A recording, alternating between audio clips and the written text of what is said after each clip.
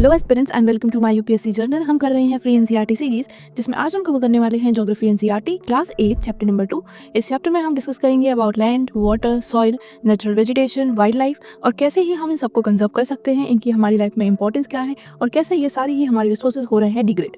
तो ये एक इंपॉर्टेंट लेक्चर है। So without wasting any time चलो फिर ये लेक्चर स्टार्ट करते हैं। चलो, तो सबसे पहले हमारे चैप्टर का नाम है land, soil, water, natural vegetation and wild life resources. तो इन सब के बारे में ही आज हम डिटेल में डिस्कस करने वाले हैं। सबसे पहले बात करेंगे अबाउट लैंड। लैंड हमारी बहुत ही इंपॉर्टेंट नेचुरल रिसोर्स है और अर्थ का 30% सरफेस किससे कवर्ड है? It is covered by land. और जो लोग रहते हैं वो इसी लैंड के ऊपर रहते हैं। लेकिन लैंड के सारे एरियाज बराबर हैबिटेबल नहीं है, यानी कि कहीं आपको ज़्यादा लोग मिलेंगे, कहीं कुछ बहुत ही कम लोग रह रहे होंगे। अब ऐसा क्यों है? क्योंकि we have uneven population because of the characteristics of land and climate. वहाँ की लैंड कैसी है, वहाँ का क्लाइमेट कैसा है, ये तो बहुत इंपॉर्टेंट चीज़ें हैं जो कि अफेक्ट करती हैं कि वहाँ पर पॉपुलेशन कैसी होगी। बिकॉज ज़्यादा लोग कहाँ रहना पसंद करेंगे? जहाँ उन्हें सारी ही रिसोर्सेज आराम से मिले, उनकी पहुँच में हो सारे रिसोर्सेज, लोग वहाँ ज़्यादा रहेंगे कंपेयर टू ऐसी जगह जहाँ पर एक्सट्रीम टेम्परेचर्स हैं, जहाँ उन्हें बहुत ही ज़्यादा परेशानी होने वाली है। तो डेंसली पॉपुलेटेड एरियाज कौन से होते हैं? Plains, river valleys. क्यों? क्योंकि यहाँ पर हमें मिलती है फर्टाइल सॉइल, एग्रीकल्चर बहुत अच्छा होता है, यहाँ पर अपॉर्चुनिटीज ज़्यादा होती हैं, तो यहाँ पर लोग ज़्यादा रहते हैं। वहीं स्पार्सली पॉपुलेटेड एरियाज कौन से होते हैं? जैसे कि रग्ड टोपोग्राफी, स्टीप स्लोप्स, लो लाइन एरियाज, यहाँ पर काफ़ी ज़्यादा नेचुरल कैलामिटीज आती हैं, फ्लड्स वगैरह भी ज़्यादा देखने को मिलते हैं, तो यहाँ पर लोग यूजुअली कम रहते हैं। वो ये जो हमारे एरियाज हैं ये है स्पार्सली पॉपुलेटेड। ठीक है, अब इसके बाद हमारे लैंड के बहुत सारे अलग अलग यूजेस हैं। एग्रीकल्चर में, फॉरेस्ट्री में, इस सब में हम किसे यूज करते हैं? हम यूज करते हैं लैंड को। तो लैंड बहुत ही इंपॉर्टेंट रिसोर्स है। Now uses of land, agriculture, mining, construction, road, इस सब में हम यूज करते हैं किसका? लैंड का यूज करते हैं। अब फिजिकल फीचर्स जो डिटरमाइन करते हैं लैंड का यूज, यानी कि कौन सी फिजिकल चीजें हैं जिन्हें देखकर हम डिसाइड करते हैं लैंड का यूज, उसमें सबसे पहले टोपोग्राफी, यानी वहाँ के फिजिकल फीचर्स कैसे हैं, वहाँ का सॉइल कैसा है। सॉइल अच्छा होगा तो वहाँ पर ज़्यादा एग्रीकल्चर होगा, सॉइल अच्छा नहीं होगा तो शायद वहाँ पर कंस्ट्रक्शन ज़्यादा हो जाए। इसके अलावा क्लाइमेट, क्लाइमेट लोगों को बेस्ट पसंद है कि नॉर्मल क्लाइमेट रहे, मॉडरेट रहे। अगर वो एक्सट्रीम क्लाइमेट है वहाँ पर लोग नहीं रहेंगे तो वहाँ पर लैंड भी काफ़ी यूज़ में नहीं आएगी, क्योंकि वहाँ की लैंड भी अच्छी वाली लैंड हमारी नहीं मिलेगी। इसके अलावा water availability, water is very important. तो अगर कुछ जगह ऐसी है जहाँ पर पानी नहीं है तो वहाँ पर लोग भी नहीं रहेंगे, जब लोग नहीं रहेंगे तो वहाँ पर लैंड का कोई यूज़ भी नहीं होगा। So water is very important. इसके अलावा मिनरल्स, तो मिनरल्स की लोगों को रिक्वायरमेंट रहती है, तो अगर मिनरल्स किसी जगह पर ज़्यादा है तो वहाँ पर हम क्या करेंगे? वहाँ से हम मिनरल्स निकालेंगे, तो उस लैंड का यूज़ अलग होने वाला है, वहाँ पर माइनिंग होगी, वहाँ पर अलग अलग चीज़ें होंगी। तो ये हमारे कुछ land uses on basis of physical factors. बात करें ह्यूमन फैक्टर, तो ह्यूमन फैक्टर कौन से डिसाइड करेंगे कि लैंड का यूज़ कितना है, कहाँ है? एक तो वहाँ की पॉपुलेशन, दूसरी वहाँ की टेक्नोलॉजी। अब सपोज शॉपिंग मॉल्स कहाँ बनते हैं? वहाँ बनते हैं जहाँ पर पॉपुलेशन ज़्यादा होती है। क्या कभी डेजर्ट में शॉपिंग मॉल बनता है? नहीं बनेगा। क्यों? क्योंकि वहाँ पर पॉपुलेशन नहीं है, वहाँ पर टेक्नोलॉजी नहीं है, वहाँ पर लोग बना के करेंगे क्या? वहाँ उनको कोई फायदा नहीं मिलने वाला। तो लैंड का यूज़ ह्यूमन फैक्टर के अगर बेसिस पर देखें तो पॉपुलेशन और टेक्नोलॉजी पर डिपेंड करता है। जहाँ पॉपुलेशन ज़्यादा है वहाँ पर ज़्यादा कंस्ट्रक्शन देखने को मिलेगा, रैपिड डेवलपमेंट देखने को मिलेगा, इंडस्ट्रियलाइजेशन होगा, ये सब वहीं होगा जहाँ पॉपुलेशन है, क्योंकि और नहीं करके इसको आपको कोई फायदा, कोई बेनिफिट नहीं मिलने वाला। तो ये हमने देख लिया लैंड यूजेस। अब हम देखेंगे कि on the basis of ownership land कैसे डिवाइडेड है, यानी कि लैंड किसको बिलोंग करती है, इस बेसिस पर हम लैंड को डिवाइड करते हैं दो तरीके से। एक होती है प्राइवेट लैंड, जो कि किसी पर्टिकुलर इंसान को बिलोंग करती है, वही उसका मालिक होता है उस लैंड का। उस लैंड पर क्या करना है क्या नहीं करना सिर्फ उसकी मर्जी से होगा, और वो उस लैंड को अपनी तरह से पूरी वे में यूटिलाइज कर सकता है। वहीं दूसरी होती है कम्युनिटी लैंड, ये ओन की जाती है बाय पूरी की पूरी कम्युनिटी, एक पूरा का पूरा कम्युनिटी से ओन करता है, और ये सब ऐसे यूज करते हैं कॉमनली, इसीलिए हम इसे बोलते हैं कॉमन प्रॉपर्टी रिसोर्स। इस पे किसी एक इंसान का राइट नहीं है, ये पूरी कम्युनिटी की रिसोर्स होती है। तो on the basis of ownership हमने देख ली private resource and community resource, या community land and private land. अब देखो जैसे जैसे एग्रीकल्चर बढ़ रहा है, कंस्ट्रक्शन बढ़ रहा है, तो इस वजह से क्या हो रहा है? हमारी जो लैंड है वो डिग्रेड हो रही है। अलग अलग चीजें हैं जिस वजह से जो हमारी लैंड है वो खराब हो रही है, लैंड का डिग्रेडेशन हो रहा है। एग्रीकल्चर बढ़ रहा है, कंस्ट्रक्शन बढ़ रहा है, इंडस्ट्रियलाइजेशन बढ़ रहा है, इतने सारे हार्मफुल केमिकल्स हैं, बहुत सारी चीजें हैं। इसके अलावा लैंडस्लाइड्स हो रही हैं। लैंडस्लाइड्स क्या होता है? मास मूवमेंट, यानी कि बहुत सारे मास, एक बड़े लेवल पे मूवमेंट, रॉक्स का, डिब्रीज यानी कि मलबा, इसके अलावा सॉइल का। जब ये स्लोप से नीचे आते हैं काफ़ी सारे, जब ये बहुत सारी क्वांटिटी में किसी स्लोप से नीचे आते हैं तो ये बहुत डैमेज करते हैं, इनको हम बोलते हैं लैंडस्लाइड्स। इनको हम कैसे रोक सकते हैं? हम स्लोप्स पे वेजिटेशन बढ़ा दें। अगर ज़्यादा से ज़्यादा पेड़ लगेंगे तो क्या होगा? उनकी जो रूट्स है ना वो सॉइल को पकड़ के रखेंगे, तो इतनी जल्दी वो सारा कुछ नीचे गिरेगा नहीं। इसके अलावा हम वहाँ पर रिटेंशन वॉल्स बना सकते हैं, यानी कि वॉल्स, जिससे कि तो अगर कुछ गिर रहा है तो वो वॉल्स की वजह से आके रुक जाएगा, तो वो डैमेज भी नहीं करेगा और वो आगे जाके और ज़्यादा कुछ गिराएगा नहीं। तो ये हो गया हमारा लैंडस्लाइड। इसके अलावा सॉइल इरोजन हो रहा है। क्यों? क्योंकि जब प्लांट्स हट जाते हैं, एग्रीकल्चर कट जाएगा, कोई वहाँ पर कोई वेजिटेशन नहीं है, तो जब बारिश आएगी या कुछ भी होगा तो सॉइल वहाँ से इरोड करने लग जाएगा, तो इस वजह से भी हमारी सॉइल खराब हो रही है। इसके अलावा डेजर्टिफिकेशन यानी कि वहाँ पे कोई वेजिटेशन ही नहीं हो रहा, because quality is degrading, resources कम हो रहे हैं। तो इस वजह से ये सारी चीजें हैं which are contributing to the degradation of soil. अब हम सॉइल को कंजर्व कैसे करें, कैसे हम लैंड को कंजर्व करें? बिकॉज लैंड बहुत ज़्यादा इंपॉर्टेंट है, ये हमने देख लिया। तो लैंड को कंजर्व करने के लिए हम एफॉरेस्टेशन कर सकते हैं, यानी कि हम ज़्यादा से ज़्यादा पेड़ लगा सकते हैं। इसके अलावा हम केमिकल पेस्टिसाइड्स एंड फर्टिलाइजर्स का जो यूज़ है उसे रेगुलेट कर सकते हैं, उसे कम कर सकते हैं, बिकॉज अभी हम एक बहुत ज़्यादा लेवल पे कर रहे हैं, तो ये बार बार क्या कर रहा है, हमारी लैंड को ख़राब कर रहा है। इसके अलावा हम लैंड रिक्लेमेशन कर सकते हैं, हम लैंड की जो क्वालिटी है उसे इम्प्रूव कर सकते हैं, उसे हम बेटर कर सकते हैं अलग अलग तरीकों से। उसके अलावा हम ओवरग्रेजिंग पर भी चेक कर सकते हैं, ज़्यादा ओवरग्रेजिंग की वजह से भी लैंड की क्वालिटी ख़राब हो रही है, तो हमें ये मेक श्योर करना है कि लैंड ओवरग्रेज ना हो। Now moving forward soil. तो अभी हमने लैंड का बताया, अब हम लैंड से ही रिलेटेड दूसरा टॉपिक देखेंगे, विच इज सॉइल। सॉइल क्या है? ये लेयर है और ग्रेनी सब्सटेंस जो हमारी अर्थ को कवर करती है। सॉइल बनी किससे होती है? ऑर्गेनिक मैटर से, मिनरल से और वेदर्ड रॉक से। वेदर्ड रॉक्स क्या होते हैं? वेदर्ड रॉक्स होते हैं टूटे हुए रॉक्स जो कि विद टाइम टूट जाते हैं, because of temperature, because of water, because of wind, इन अलग अलग चीज़ों की वजह से ये क्या होता है, हमारे जो रॉक्स होते हैं वो टूटना शुरू हो जाते हैं, तो उसी को हम बोलते हैं वेदर्ड रॉक्स। वेदरिंग की डेफिनेशन देखें तो breaking up and decay of exposed rocks by temperature, frost, plants and animals. तो यही मैंने आपको बताया कि जब इन सारे एक्शंस की वजह से रॉक टूटने लगते हैं, ब्रेक होने लगते हैं, तो उन्हीं रॉक्स को हम बोलते हैं वेदर्ड रॉक्स। तो सॉइल हमारी किससे बनती है? Organic matter, weathered rocks and minerals. जब राइट मिक्स होगा of minerals and organic matter तो हमारा सॉइल होगा फर्टाइल। सॉइल फर्टिलिटी के लिए ऑर्गेनिक मैटर और मिनरल्स का राइट मिक्स होना जरूरी है। अगर ये मिक्स सही नहीं होता, इसमें और भी इंप्योरिटीज मिल जाती है, तो हमारी सॉइल की जो फर्टिलिटी है वो होने लग जाती है कम। क्या फैक्टर्स रिस्पॉन्सिबल है सॉइल फॉर्मेशन के लिए? तो सबसे पहले तो पेरेंट रॉक, यानी कि जो वेदर रॉक है वो कौन सा रॉक था, उस पर बहुत ज़्यादा डिपेंड करती है हमारी सॉइल की फॉर्मेशन। इसके अलावा क्लाइमेटिक कंडीशन, वहाँ की जो क्लाइमेट है वो कैसी है। रेनी है तो जो हमारा सॉइल होगा वो काफ़ी मॉइस्चर वाला होगा, अगर रेनी नहीं है तो हमारा अलग टाइप का सॉइल बनेगा। इसके अलावा वहाँ की टोपोग्राफी कैसी है, फिजिकल फीचर्स कैसे हैं, कितना टाइम लगा उस सॉइल की फॉर्मेशन में और उसमें कितना ऑर्गेनिक मैटर था। तो ये सारी ये चीज़ें डिटरमाइन करेंगे हमारे सॉइल फॉर्मेशन को।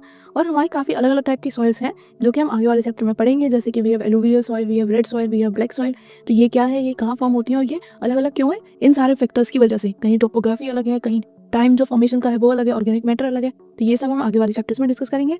अब हम देखेंगे कि सॉइल क्यों डिग्रेड हो रही है। तो जिन वजह से लैंड डिग्रेड हो रही थी, मोस्टली वही कॉजेज यहाँ भी आपको देखने को मिलेंगे। Deforestation, overgrazing, fertilizers and pesticides. इसके बाद रेन वॉश, क्योंकि कोई भी वेजिटेशन नहीं है तो जब बारिश होती है तो सॉइल की जो टॉप लेयर है, जो मोस्ट फर्टाइल लेयर होती है, वो क्या हो जाती है, वो बारिश के साथ इरोड हो जाती है। लैंडस्लाइड्स हो रही हैं, पूरा का पूरा कितना सारा कुछ गिर रहा है लैंडस्लाइड में। मैंने आपको बताया रॉक्स गिर रहे हैं, डेब्रिस गिर रहा है, सॉइल गिर रहा है, सब कुछ एक जगह से हट जा रहा है, तो कितना ज़्यादा ये उसकी सॉइल की क्वालिटी को खराब कर देगा।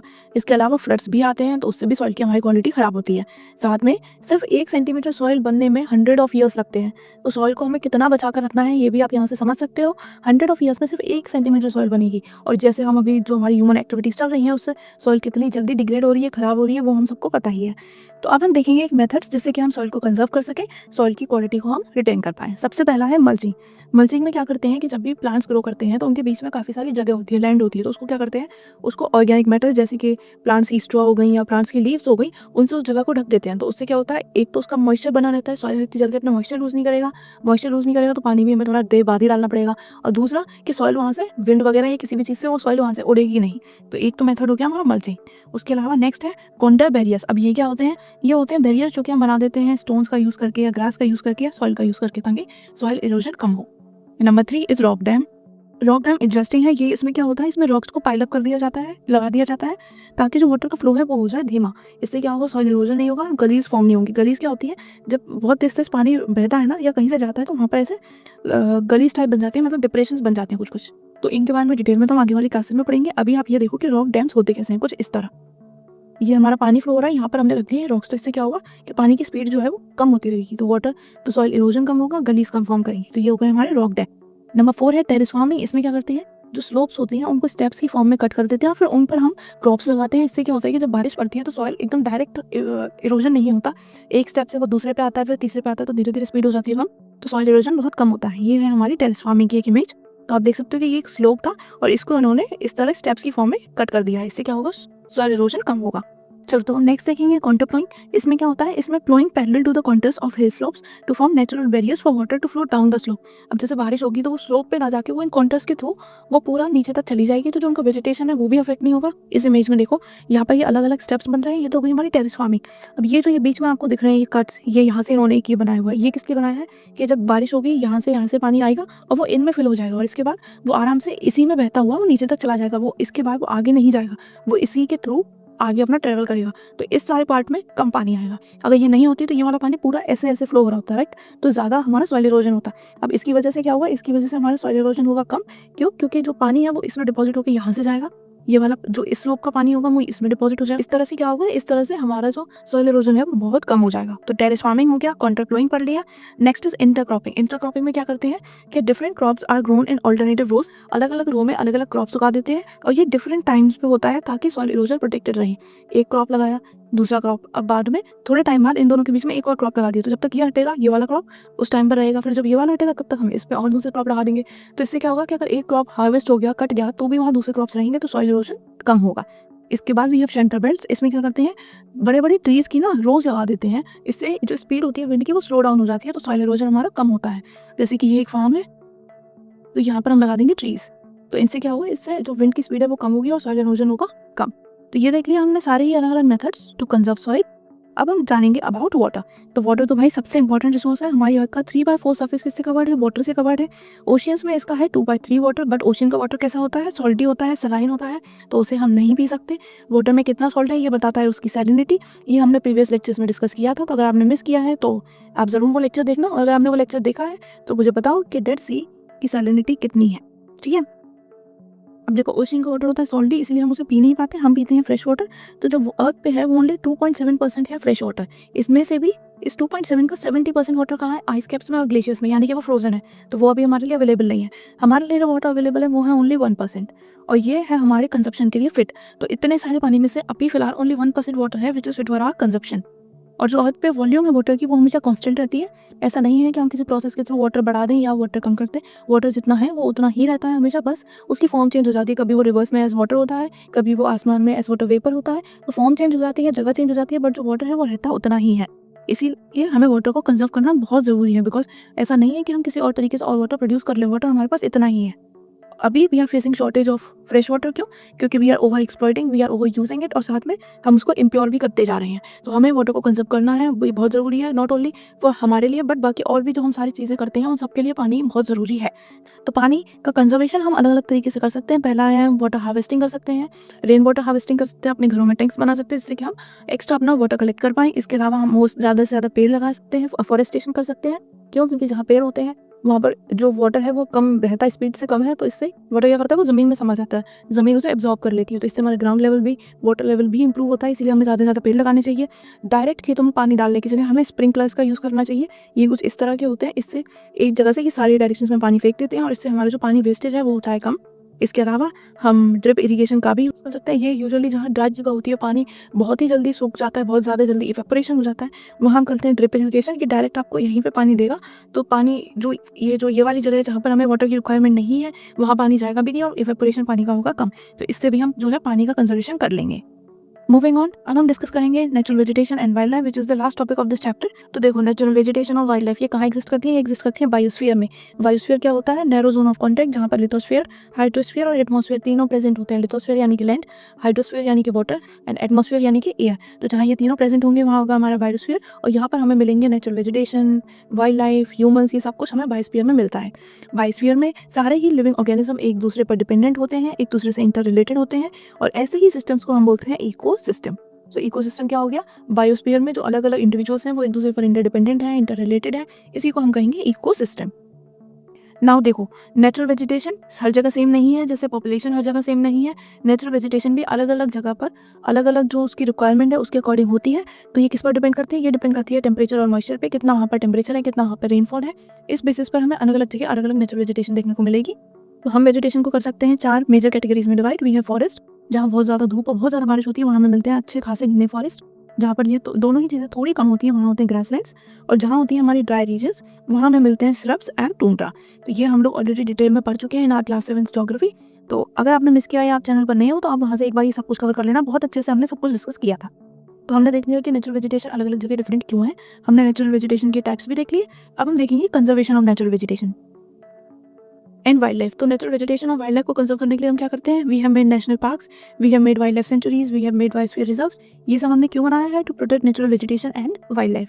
इसके अलावा हम अवेयरनेस प्रोग्राम्स भी रन कर सकते हैं ताकि हम लोगों को इनकी इंपॉर्टेंस समझा पाए, जैसे कि वन महोत्सव वॉज सच एन प्रोग्राम, ऐसा ही एक प्रोग्राम था वन महोत्सव। इसके अलावा हम there are certain rules against trade and killing of wild life. तो ये सब कुछ क्यों किया गया है? ताकि हम वाइल्ड लाइफ को प्रोटेक्ट कर पाएँ, बिकॉज अगर कोई रूल्स नहीं होंगे तो लोग उन्हें मारते रहेंगे। तो इसीलिए हमने कुछ रूल्स भी बनाए हैं which are to protect wild life, जिसमें उनका trade and killing is prohibited. ठीक, अब हम देखेंगे एक एक करके नेशनल पार्क क्या होते हैं, वाइल्ड लाइफ सेंचुरीज क्या होती हैं और बायोस्फीयर रिजर्व्स क्या होते हैं। तो नेशनल पार्क क्या होते हैं? एक नेचुरल एरिया जो कि डिज़ाइन किया गया होता है टू प्रोटेक्ट इकोलॉजिकल इंटेग्रिटी, एक या एक से ज़्यादा इकोसिस्टम्स की, अभी के लिए और हमारी फ्यूचर जनरेशन के लिए। तो नेशनल पार्क क्या हो गए? ये नेचुरल एरियाज हो गए जिनको कि लोग प्रोटेक्ट करते हैं ताकि वहाँ के जो इकोसिस्टम्स हैं वो प्रिजर्व रहें, अभी के लिए भी और फ्यूचर के लिए भी। क्यों? क्योंकि अगर हम ये नहीं रोकेंगे तो लोग क्या करेंगे? वो तो भाई इंटरफेयर करते रहेंगे, नेचुरल वेजिटेशन खराब हो जाएगा, वाइल्ड लाइफ खराब हो जाएगी। तो इसलिए हमने ये नेशनल पार्क्स बनाए हैं। उसके बाद हमारे हैं बायोस्फीयर रिजर्व्स। अब ये क्या होता है? ये होता है एक सीरीज ऑफ प्रोटेक्टेड एरियाज। ये एक नहीं, ये काफ़ी सारी बड़ी सीरीज है प्रोटेक्टेड एरियाज जो कि इंटरकनेक्टेड है थ्रू ग्लोबल नेटवर्क्स, और इनका जो मेन पर्पस है वो यही डिमॉन्स्ट्रेट करना है कि कैसे आप कंजर्वेशन और डेवलपमेंट साथ में कर सकते हो। Number 3 is wild life centuries. Wild life centuries क्या होती है? ये होते हैं प्रोटेक्टेड एरियाज जो कि बनाए जाते हैं टू कंजर्व वाइल्ड लाइफ और उनके हैबिटेट को। यहाँ पर टूरिस्ट एक्टिविटीज़ भी होती हैं, बट जब तक हम उनको इंटरफेयर ना करो।